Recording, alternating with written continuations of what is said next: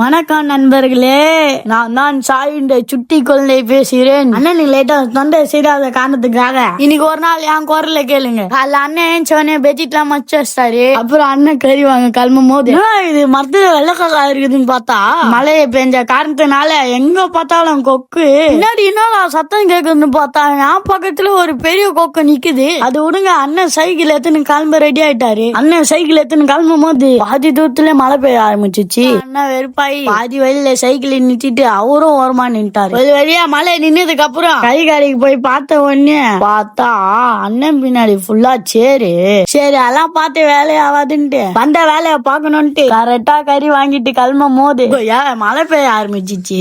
சரி மழை நிக்கன்னு பார்த்து டைம் தான் ஆயிடுச்சு. ஆனா மழை நிக்கவே இல்லை. அப்புறம் வெறுப்பாயி மழை நெஞ்சா அண்ணன் வீட்டுக்கு போயிட்டாரு. வீட்டுக்கு போனவனே சேரச்ச சட்டையை கைட்டி ஓரமா தூக்கி போட்டு ஆனா மழைன்னு சொக்கா மாட்டினேன் சைக்கிளை பெருட்டுன்னு ஜிம்முக்கு போய் சேர்ந்தாரு. அங்க போனா அண்ணன் வீடியோ எடுக்க கூடாதுன்னு ஒரு சில